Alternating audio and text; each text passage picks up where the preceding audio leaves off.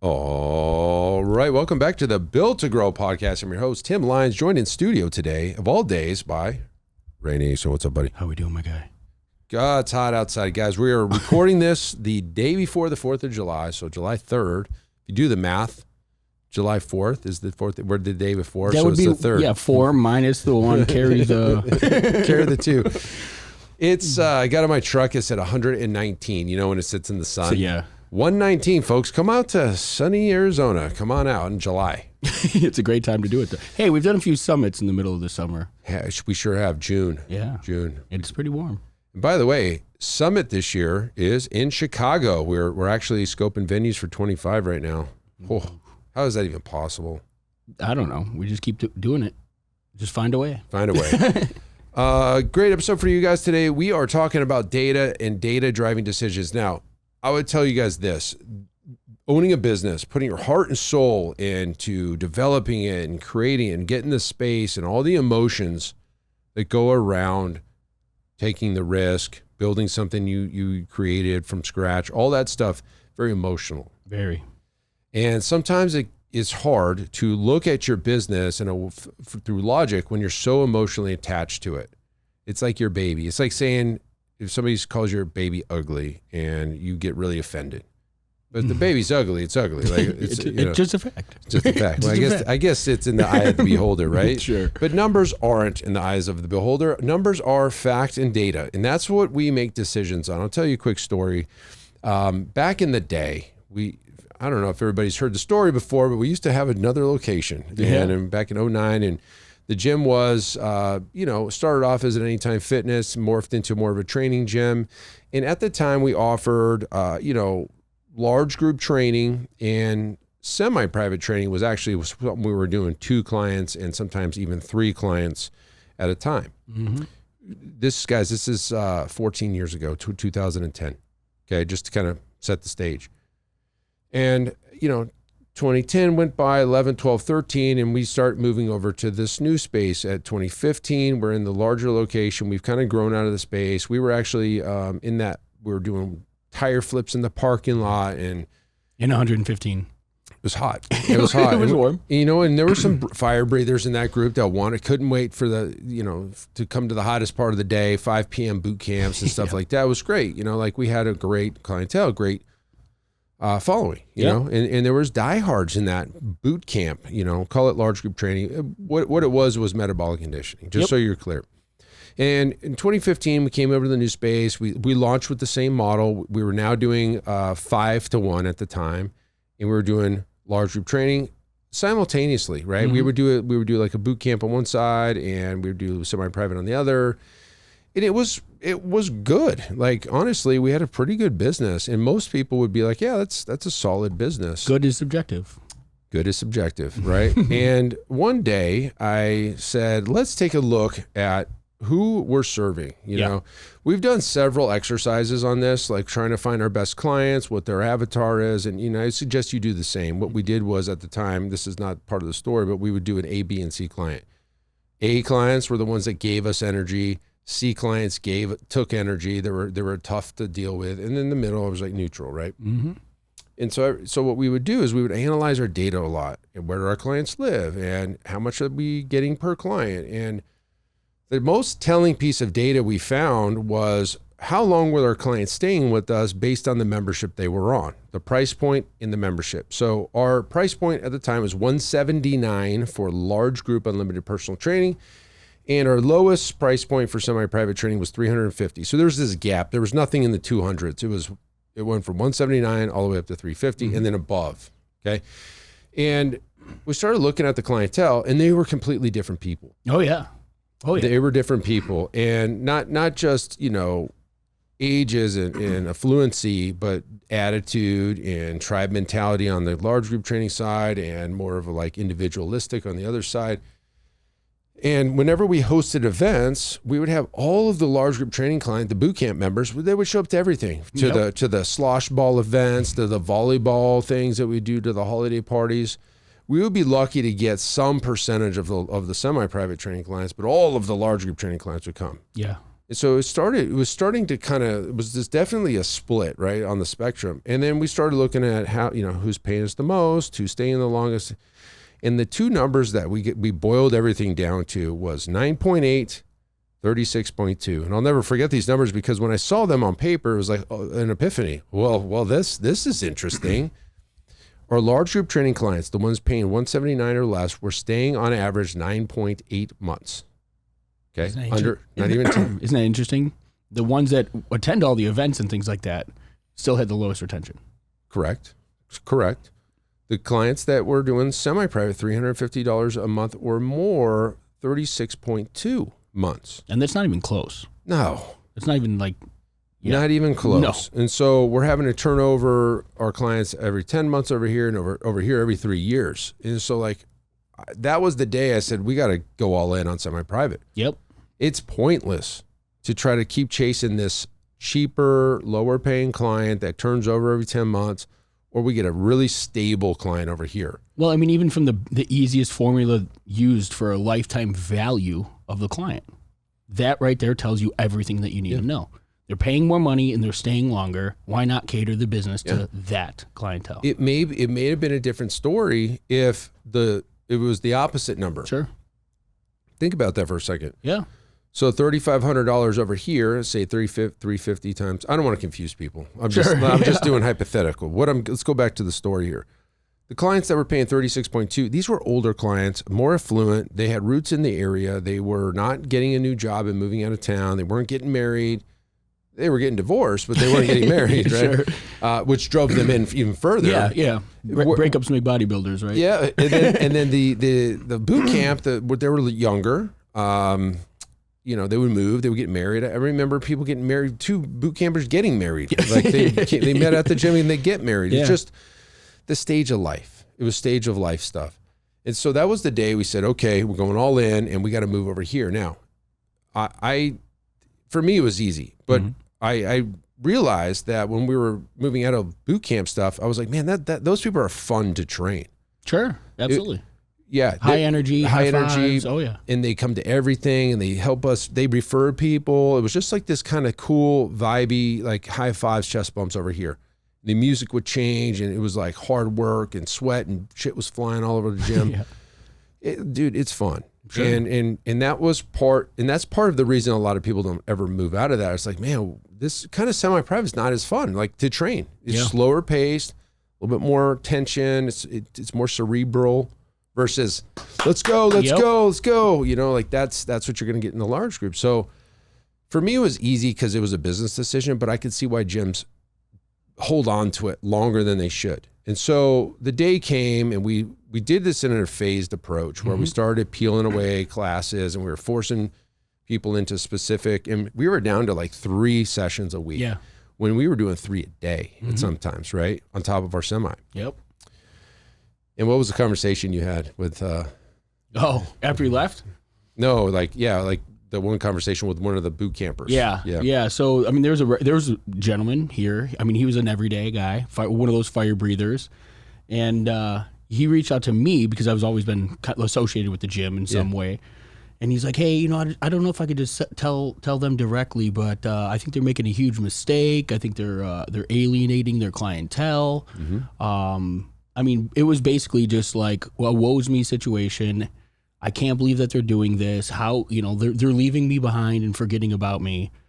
And, the truth of it was he was one of those members that had the lowest paying service in the gym. He had no care or desire for your guys' well-being as a business. It was all just about his, personal loss.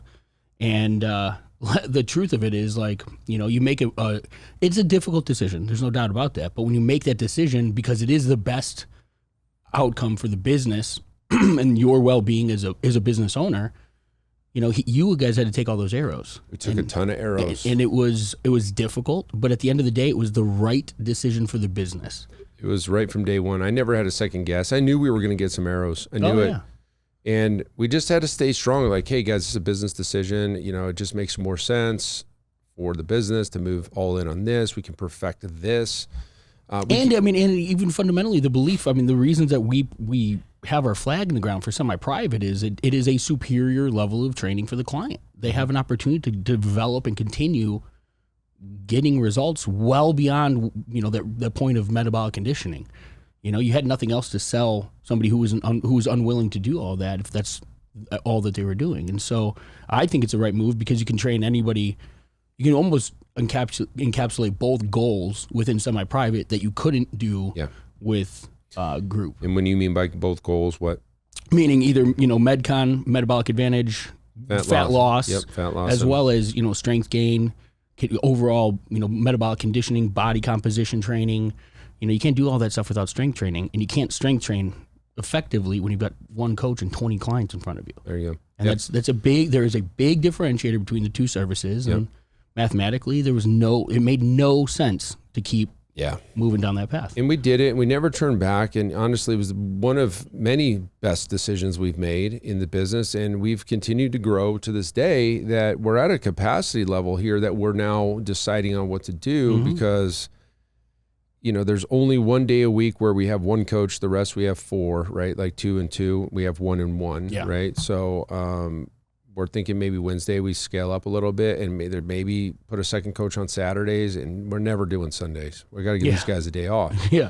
So there's only so many hours in the day that you're going to you're not going to train people at 2 a.m. So we're stacked pretty much. I mean, there's summer's slow for us right now, but as we came out of the first quarter, we were training 130 clients a day on 130 sessions a day, 130 people a day with 4 coaches, and it can be done, guys. It can be done. It's working very well. So now we're looking at other profit centers to bring in and maximize, and there's a lot of cool stuff we're doing, but again, none of this would be possible if we just stuck, I don't want to lose all these clients, because there was 50, 60, 80 clients that were pretty much regulars a couple times a week.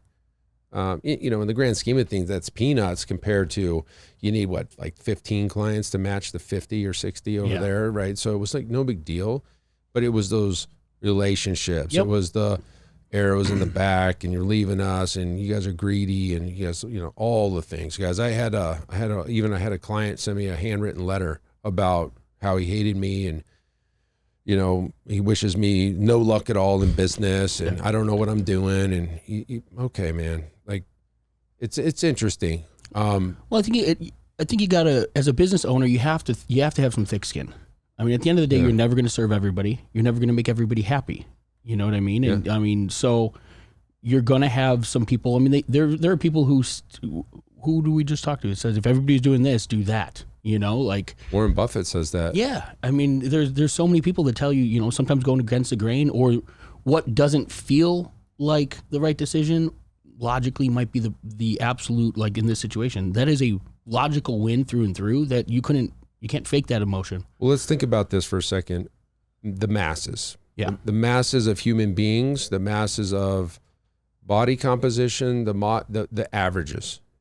The averages is the masses. Yep. If everybody's doing a thing, right, it's going to be most likely the most average thing. I mean, by definition, it is. It is. But for example, like not everybody goes to the gym. Let's just put it out there. The average of people don't go to the gym, and the average of people are overweight. Mm-hmm. And if you go with the flow, you'll be the same as them. So you decide logically, being lazy and out of shape isn't the best for me. Let me be against the grain and go get in shape and be not average, right? Yeah. So most of the things, the good things in life, are against the average.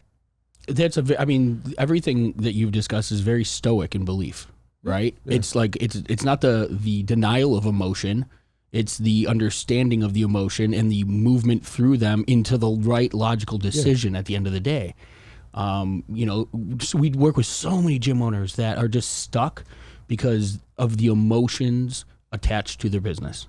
If we didn't show them on paper the math and what they're leaving on the table or what their opportunity could be, they'd still be doing the same thing for years to come without making any changes because they feel good about that, even though they're not where they want to be. It feels good to go service those clients, but it doesn't feel good to take home or have a second job to pay your bills or do all the other things that really suck. So you choose your heart. I'll give you a great example. Talking gym business for a second.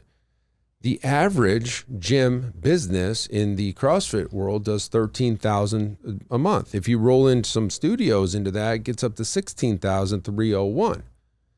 If they're all doing the same thing and they're landing here at $16,301, I should probably not do that because $16,301 is not where I want to be. Well, it's like what $16,301 recurring a month. What right? horse are you hooking your cart to, type of thing. You know what I mean? If that's the legs. So I'm going to stop listening to those people as a business owner, right? As a gym owner, I'm going to stop listening to the people that are average, that can't get over $16,000 or $20,000 a month in their business. They're tied to it. They're always there. They don't, whatever, all of the things. They can't keep their clients longer than 6 months or 3 months. Why listen to those guys? Those are the guys I don't want to listen to. I'm going to go listen to the guys that are doing 50, 60, 80,000 a month. What are those guys doing? Yeah. And I was, again, going back to that conversation about the free trial and how I got exiled from that group. All the guys that are doing free trials are living in the $16,000 a month. I don't do free trials, and we're over here doing $80,000, $90,000 a month. Yeah. Right? Careful who you're taking advice from. Well, that's the truth, right? I heard, Cody Sanchez, the gal, the business. Yeah. Yeah, awesome. Yeah. What she said, biggest life hack is never take advice from somebody that hasn't accomplished anything that you want to accomplish. Simple. She goes, that's a big life hack, ain't it? Like, it should be pretty easy to understand, but with all the noise on social media and all the gurus out there, guys, I have screenshot after screenshot after screenshot of ads that I get served. Get you 150 clients, don't lift a finger. Never pay a cent, 50 clients next month. I'll get you this, I'll get you that. Well, if you guys could all do that, I'm sure they all work, right? Like every single one of these works, right? If you can just do that, like why are there struggling businesses? Right. Well, let's compare it to this industry. That is the diet pill. That is the shot that you take that you don't have to go to the gym. You don't have to work out. You don't have to do all of the work that's involved in weight loss. Just take this magic pill. Liposuction. Or exactly, right? There's a million of those quote unquote solutions that somebody who's looking to lose fat can go and take. You as a gym owner know the way to do it the right way and the lasting way is understanding nutrition and getting workouts in.